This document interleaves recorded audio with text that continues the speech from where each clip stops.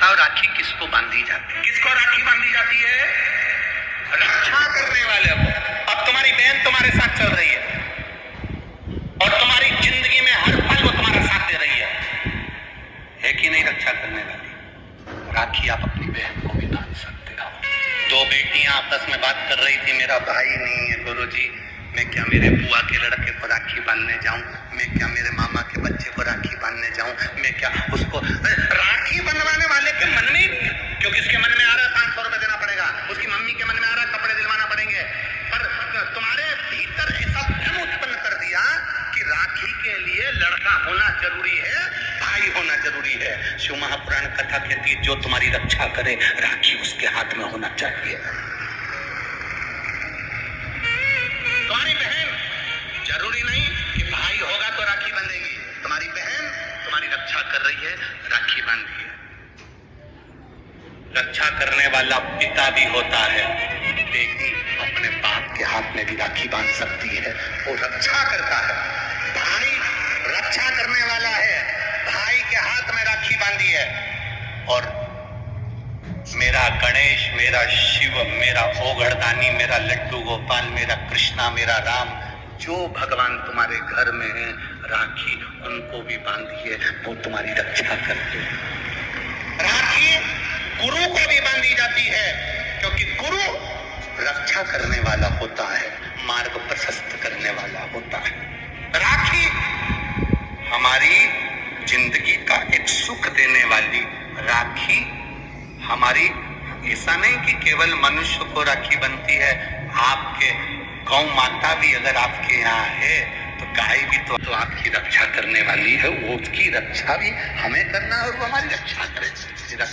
जिस वृक्ष को तुमने बड़ा करा, एक पेड़ को तुमने पाला बड़ा करा, उस पेड़ को तुम अपना बनाकर, अपना जानकर वृक्ष को उस लायक तुमने बना दिया कि वो दुनिया की रक्षा करेगा। उस वृक्ष को ऐसा बना दिया कि दुनिया को छाया देगा। उस वृक्ष को ऐसा बना दिया कि ये दुनिया का भरण पोषण करेगा। तो वो वृक्ष भी दुनिया की रक्षा करने वाला है। प्रकृति से प्रेम करो और पेड़ को भी राखी बांध सकते हैं। रक्षा करने वाले तो जो तुम्हारी रक्षा करे। एक माँ अपनी बेटी की, अपने बच्चों की रक्षा करती है। ये जरूरी नहीं कि तुम हमारा भाई नहीं है, अब हम किसको राखी बांधे, हम किसको भाई बनाए, हम किसको भाई बनाए, हम किसको भाई बनाए। जी ये भाई बनाने के चक्कर में धोखे में मत आ जाना, कहीं एड़े एड़े नट्ठू खेड़े के राखी मत बांधिया ना, नहीं तो मालूम पड़े वो एक राखी तो बनवाएगा और मालूम पड़े पूरी जिंदगी तेरी बर्बाद कर दे। इसलिए जो घर में है, बहन है, कुटुंब है, परिवार है, उसमें राखी बांधे। और बहुत भ्रम फैला रहे हैं लोग नाटकों के माध्यम से, बहुत भ्रम फैला रहे हैं।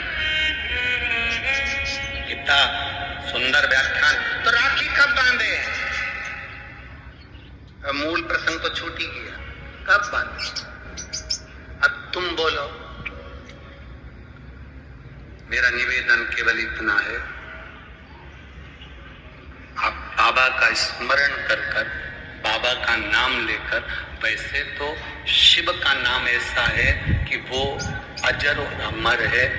मेरे बाबा का बनाई गई हर घड़ी, हर पल, हर क्षण मेरे बाबा का है।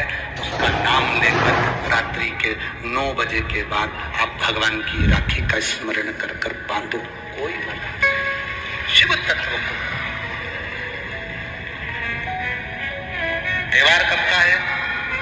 राखी का त्योहार कब लिखा है पंचांगों में, कैलेंडर में?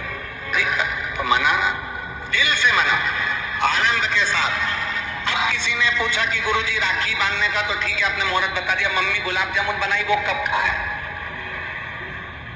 तो निवेदन है, जब तुम्हारी मर्जी पड़े, दिन भर राखी में भद्रा है, खाने में भद्रा नहीं है, तो अच्छे से खाओ, डपट के, कोई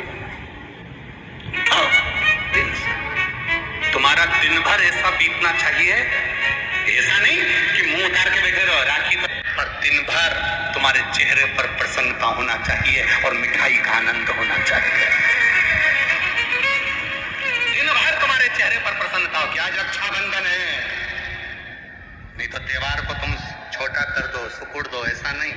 बड़ा हमारा दिन भर त्योहार रक्षाबंधन का, खूब एंजॉय करो, अपने जीवन को आनंदित करो और मेरे भोलेनाथ को आप अपना भाई बनाओ, मेरे शंकर को अपना रक्षा करता बनाओ, मेरा देव अधिदेव महादेव तुम्हारे से कदम मिलाकर चले, यही भाव रखते हैं। शिव तत्व की प्राप्ति, शंकर करो भगवान की भक्ति, करो शिव की आराधना, ऊपर हो जाए। उसके बाद आप भगवान का भजन करते हुए खूब रक्षाबंधन का त्योहार आनंद से मनाइए। शिव की भक्ति को प्राप्त, जैसे उसमें श्रीफल, जिसमें जल हो, पानी हो, और पानी वाला फल जब हाथ में देकर रक्षा सूत्र बांधती है बहन, तो भाई का भी घर भरा रहता है और बहन का भी घर भरा रहता है।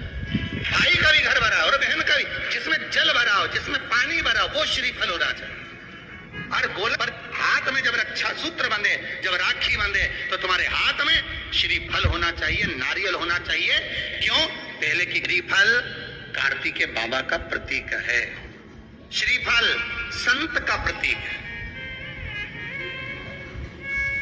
स्कंद का प्रतीक, फल की मूलता है। यहाँ नारियल का जो श्रीफल है उसकी मूलता है। और कितनी सुंदर।